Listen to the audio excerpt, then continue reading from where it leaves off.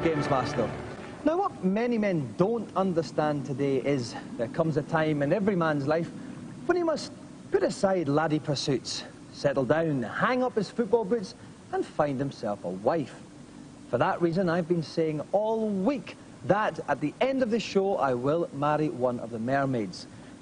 Unfortunately, we did that gag last year when I married Wigfield. Sorry, ladies.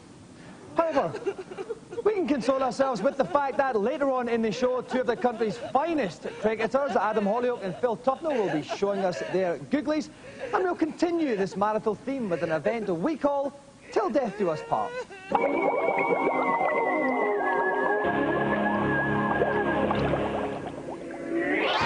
My event today is on the all-action beat-em-up, Die Hard. My two contestants have the formidable task of playing through all 20 levels of this game. As this is such a difficult challenge, I've given them 2 bites of the cherry. They each have an energy bar at the top of the screen, which decreases as they get hit. When it has decreased twice, that would normally be game over. Today, though, I'll award them 2 further energy bars, which will give them a fighting chance. Okay, Bruce, yippee-ki-yay! And so, nuptial niceties are nearing their nadir for Tony and Madeline King. Welcome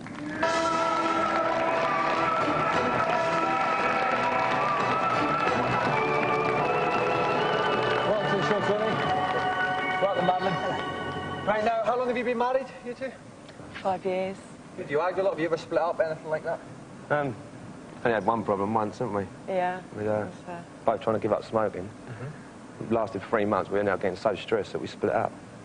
And but you obviously got back together again? Yeah, we both started smoking and got back together. And that was it? And so smoking has been the key to your happiness? Yeah, that's right. Is it? Yeah. Nice message for all the young people out there. Okay, well, best of luck. If you'd like to assume your positions by the game, then I'll head commentary position wards. And aiding and abetting me, gamey-wise, is Dave Perry. Dave, is it true that Die Hard films are based on your own life? Well, that's something I've always tried to keep a bit of a secret. You've obviously been speaking to Bruce. Because you as well have worn the same vest for 10 years. that's very true, yes. What about the first couple of stages of the game we're going to see, first of all? What tips can you give Tony and Madeline? Well, obviously, when you start off, this is a very, very tough challenge, and we're only going to give them 1 continue to finish the whole game in. So the main thing they've got to do is keep out of close contact combat. If they can pick up weapons and use them, then they should use them because they want to hang on to their energy for the really tough bosses later on. Okay, just to reiterate again, they have to get right through the end of the game and rescue the president's kidnapped daughter using only 1 continue. Best of luck, Tony. Best of luck, Madeline. You have the rest of the show. And your time starts now. And here comes the first guy. Screen-wise, at the top left, you can see Tony's energy bar. That will go all the way down. Green-wise, then it will turn red all the way down. When that happens, that's 1 game gone. Madeline's is a similar one in the top right-hand corner. Because we believe in sexual stereotypes, Tony is playing the boy and Madeline is playing the girl. When the baddies come on, you can see their energy bars as well. A good start from them, Dave. Yeah, they're handling it very well at the moment. Tony's taking the most hits, as you can see. There's the most red showing on his energy bar. And the game itself plays very much like Streets of Rage, where you move through and you have these energy bars you have to wear down on the bosses, but you've got all the moves in there and combinations that you find in a Virtua Fighter game. Okay, now is there going to be lots of objects like that he's picked up there? What is that, some kind of broom? Yeah, that's a very large pole. I think that's the best way to describe it. It's called a broom. I'm very familiar with those. I'm very familiar with large poles, Dave. But you see, they've both got weapons now, and the thing they have to do is just keep their opponents at bay. That way they won't take too many hits, because they've got some very big bosses to face later on. Okay, that's 1 stage done. Tony and Madeline have still got another 19 to go. The action's getting very, very hot and sweaty here. While I deodorize Dave's pits, let's go to today's news.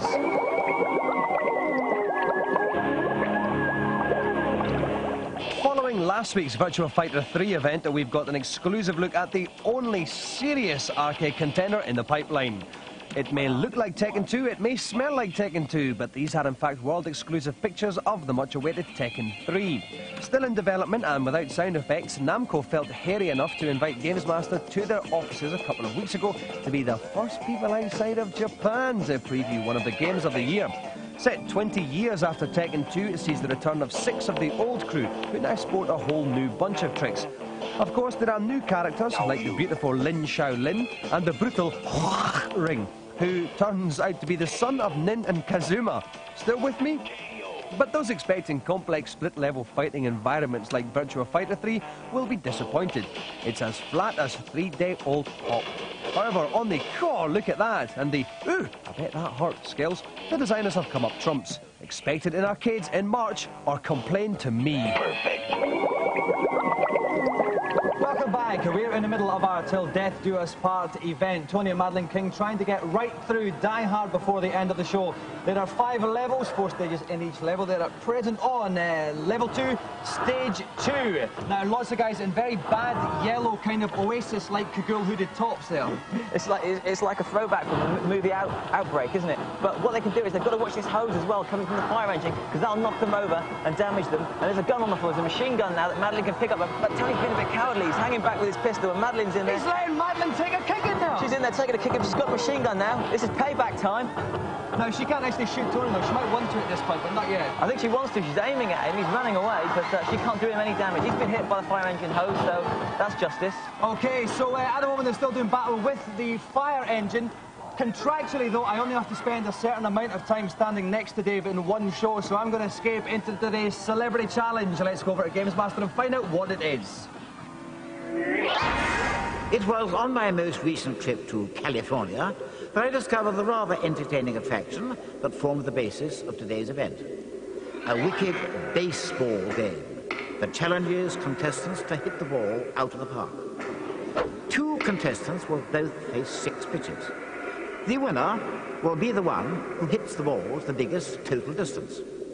To warm them up, the first 2 balls will be pitched in practice mode.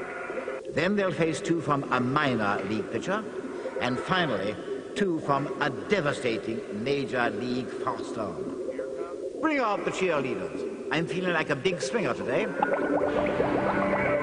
Okay, our guests tonight, like me, are used to bowling a maiden over. Please welcome the potential of future English cricket captain plus the bad boy of English cricket, Adam Hollioake and Phil Tufnell.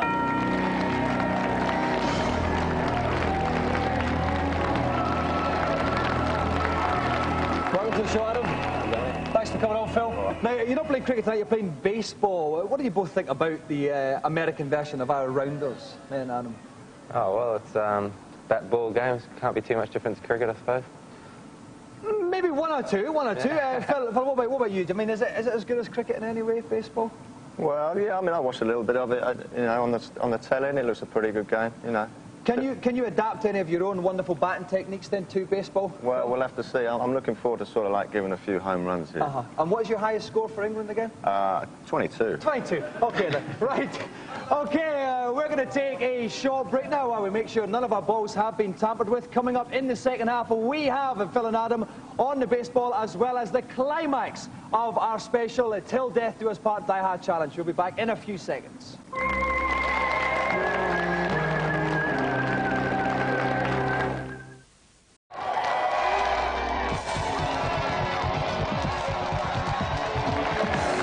Gamesmaster, not a bad show actually, if I don't mind saying so myself. We have got Tony and Madeline King at the moment playing through the arcade game Die Hard, and we're joined by 2 special guests tonight representing the full age spectrum of English cricket. Young, fresh-faced Adam Hollioake, wily, seasoned-old pro Philip Tufnell, about to do battle on the old baseball. Joining me in the comedy box is Rick Henderson. Rick, Philip Tufnell is the bad boy of English cricket. You're the bad boy of Gamesmaster co-commentators. I'm just bad, Dominic, actually. Okay, now, you don't think this is going to be a terribly close challenge, do you?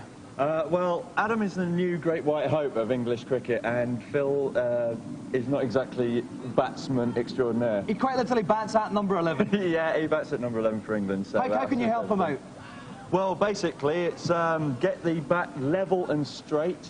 Don't top the ball, don't bottom the ball, watch where the ball's coming from, and wear a not too tight a pant, because otherwise you'll get some splittage. Okay, thank you very much, Rick. Okay, the way we're doing this challenge is each player is going to get 2 strikes on 3 different levels, starting on a rookie and ending up in the major leagues. Whoever has the most feet measured at the end will walk home with a golden joystick. Adam is first up on rookie level. Best of luck, Adam. Take your 2 rookie strokes. Okay, so up goes Adam for stroke 1. And that's a good hit, Rick. That's out of the park! He's got a home run on the 138 feet there.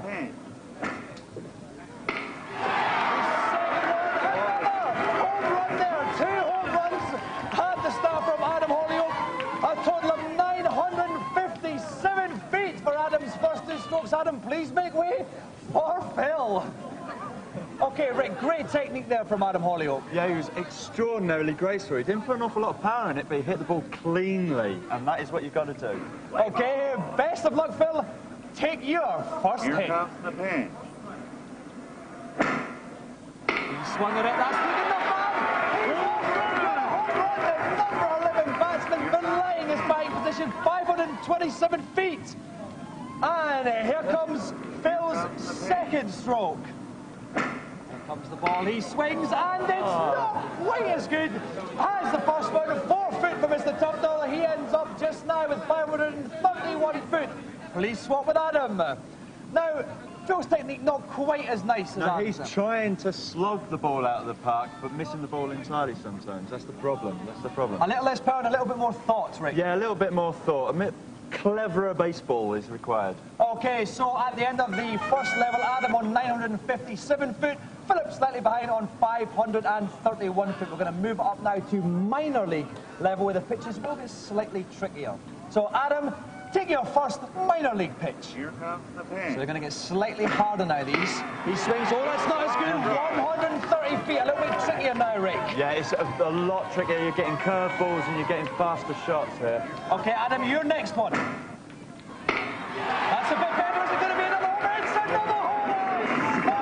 Hollioake, he smashed the plane, Rick! He's hit it so far into the atmosphere. So a 535 foot homer for Adam Hollioake, added to 130 foot for the previous shot, takes up to a grand total so far of 1,622 feet. Adam, please make way for Phil. Okay, now Rick, again, nice technique on that second shot from Adam. Superb technique on the second shot. He read the ball the second time. The first time, it was going a bit faster and it took a little time to adjust. Now, as far as Phil's concerned for this level now, what is the best thing you could do? They're going to be harder pitches for him. Concede. Okay then, Phil, you are just over 1,000 points behind, so we're really looking for 2 homers from you here. Best of luck. Take your first minor league pitch. Oh, that's not bad. Oh, good. Oh, that's a homer in the minors. The ball goes to Philip Tufnell into the heavens, Rick. It's into the heavens. It's caused rain. Quite literally causing rain there. Okay, Mr. Philip Tufnell, take your second minor league strike. Oh, it's a little bit shorter again than the first one. It's a 1 foot. It's a little dinky one there. So 1 foot added to 538 feet. Oh, that'll be 539. And if we add that to Phil's score from round 1, it gives him a total of 1,070. Phil, make way for Adam, and let's go up to the majors. So Rick, Adam, 552 feet ahead. But Phil can still win this. Phil can win it. If Adam strikes twice or does a complete nightmare, then Phil, all he has to do is get 2 home runs. What's the most you can get for a home run? It's 600 foot, actually, so he's going to have to hit it to Swansea. Okay, well, I haven't seen Phil so far. I think he's capable of it. Right. I think so. Okay, what's going to be different about the major league then? What's the pitches going to be like? Well, they're going to be fast. You're not going to see them. It's going to be a blur, and they're going to be curving all over the place. We're talking West Indian pitches here. Okay, thank you very much, Rick. So, let's go to round 3 then. The major league, Adam Hollioake. Could you take your first strike? Oh, it is getting trickier now. Only 12 foot. Mr. Tufnell still in with a shout. Take your second pitch, please, Adam. Oh, he's building up nicely there. A 12 footer and a 15 footer. 27 in total scored. Takes Adam's score up to 1,649 there. Adam, please make way for Phil. Okay, so Phil is 579 points behind Adam, Rick. It's all building up very nicely. What does he need then? Well, everything's possible now. He only needs 2 fly balls in park, or a home run, and a kind of nothing big really. Yeah, just a little bunt. Okay then, best of luck, Phil. Please take your first major league strike. He swings. Oh, it's a strike, but he can still do it, Rick. He can still technically do it, but he needs a 600-footer. Okay, Phil, take your final strike. It's a home run! It's a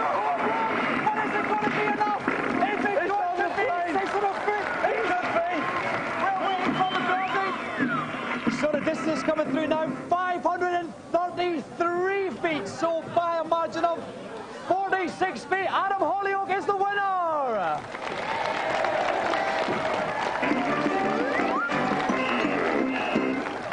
Okay, gentlemen, let's go to you first, Adam. Only 46 foot in it at the end. When you were sitting down there watching Phil prepare to take his last swing, were you nervous at all? I was, actually. I know his capability as a baseballer, and I was worried all the way. Oh, better than his capabilities as a cricket batsman. If it was cricket, I wouldn't have been worried at all.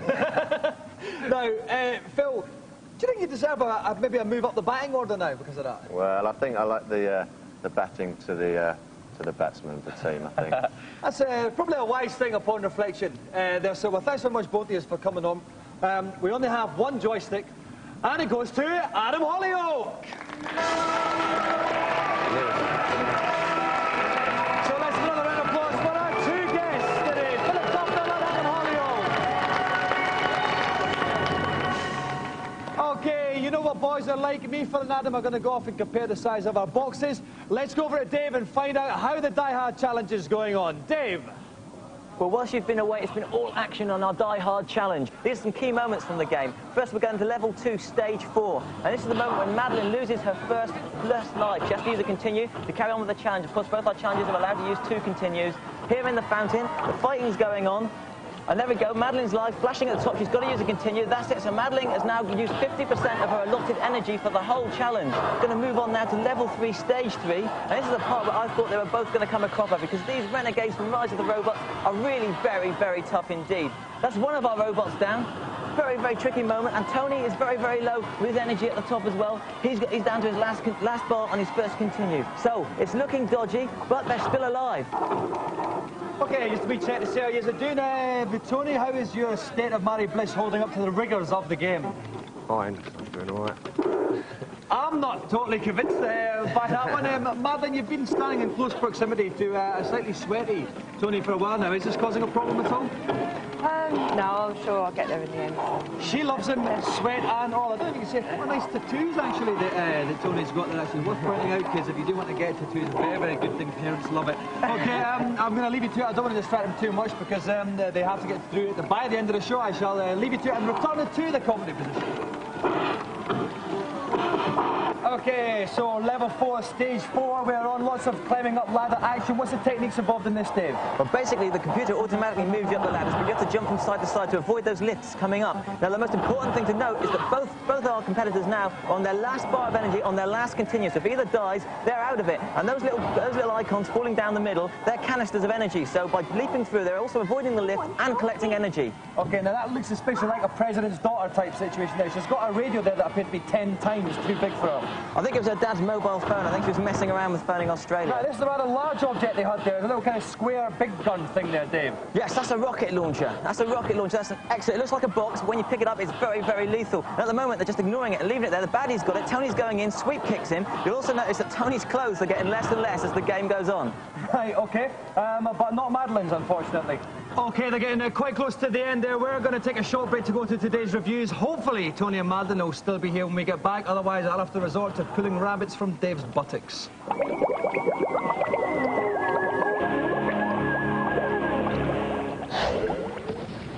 First up on the PC, Skynet. Walk around and shoot lots of people wearing Terminator-style pants. Skynet is a very good game indeed. You take the Star Wars influences out of Dark Forces, insert some Terminators, and you've got Skynet. That is basically it.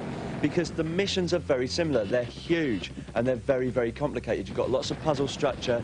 You've got everything you wanted to do. In one-player mode, Skynet gets pretty tough later on, meaning it's going to last quite a while. And the new multiplayer mode means it's going to last even longer.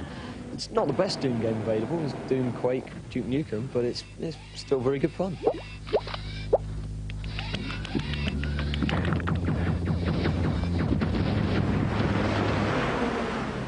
Next up, Dark Forces on the PlayStation. Walk around shooting lots of people wearing Star Wars flavoured pants.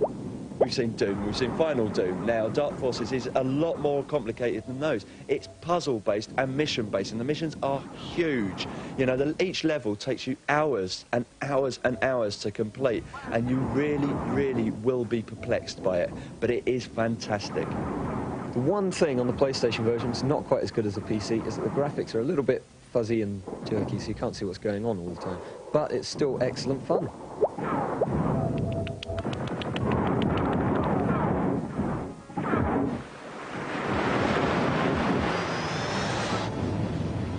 Finally, Contra on the PlayStation. Walk around shooting lots of people wearing no pants. For a start, there are too many enemies on screen at times, and you just can't see what's going on, and you get hit by random bullets. The other problem is it has a two-player mode, which is fantastic at times, but if both of you die simultaneously, your continuous shunts you back to the beginning of the level, and that's really, really annoying. But it does have a bonus, and that is the 3D glasses mode. Okay, the graphics are in 3D, but when you put your 3D glasses on, you put it in 3D glasses mode, it all gets very dark and dingy and you can't see where the hell you're going. Lovely. PlayStation Contra's still got the enormous bosses, big 3D models, very, very impressive. And overall, the game is still very tough, so it's going to last you a while. It's just that overall, it doesn't quite work as well in 3D with the complete 8-way fire as it did side-on, unfortunately. For more details about these games and how Rick manages to get his hair looking so bizarre, log on to the Gamesmaster webpage. Address will follow at the end of the show. OK, Tony and Madeline King then at the final stages of Die Hard. They've been playing since the start of the show. Now they're coming up to the final boss. Now, Dave, what are some of the tactics they should be using with the big bad guy? Well, mainly they've just got to be cooperative. They've both got to wade in because he's got 2 bars of energy and he really does take some wearing down. Of course, they're both on their last bars of energy, so they've really got to watch out that they don't die. OK, then you can see the bad guy's energy just underneath Tony's one there with the yellow bars. He's got about a bar and a third left. That weapon's causing some damage to them though, Dave. It is. Well, he's got a sword and they've got nothing. So what Madeline's doing now is she's using this helicopter kick, which is a special move, but that will wear down her energy as well. That takes off certain units of energy while she's doing it. OK, we can see the boss guy's energy is down on the single bar now, and we're getting quite close to the end of the show, actually, so we do hope they still have enough time to finish it off. The boss guy's energy down to halfway. This is very good now, Dave. Madeline's got him in another special move. That's a Jeffrey type throw. You can see that this is a Sega developed game. That's a Virtua Fighter move. She swings him around by his ankle. Now Tony's doing it again. Tony's doing it, and his energy's low. Well, let's finish her off. No, he's almost out the bag. He's a couple more hits from them. That's it. That's the final hit. The bad guy has gone there. I want one of you to be my new bodyguard. But as you can see, there's a little bit of a twist in the tale because the president's daughter wants a new bodyguard, so she said that the married couple have to fight it out amongst themselves for this top job. So they are fighting each other. Now, Dave, there are 2 weapons they can pick up. They don't seem to be going for the sword at the back, though. No, they've got a knife and they've got a rod. Now, the knife doesn't do a lot of damage. You've got to get very close with it, so it's easy to take off. The rod, you can do long-distance damage, and it does a lot more damage when it connects. This is domestic to end all domestics. OK, well, I said whatever they do, I hope they do it quickly because we are running out of time. There's not a lot on the show left. If we look at the energy bars, Madeline's one's really, really low, but she's making a bit of a comeback now, Dave. Yeah, she's got the rod. She's making the most of it. The Tony's kicked it out of her hand. She's down now. She's down. She's nearly down. We're running out of time. Come on. She's trying to catch it. Just finish her off. We're going to be off the air. That's it. He's done it. Tony's won off. Fantastic achievement. Go to joystick, please. Well done, Tony. Right through Die Hard in the space of 1 show. On next week's show, we've got light entertainment legend Paul McKenna coming on. We'll see you at 7 this time. Thank you. Good night.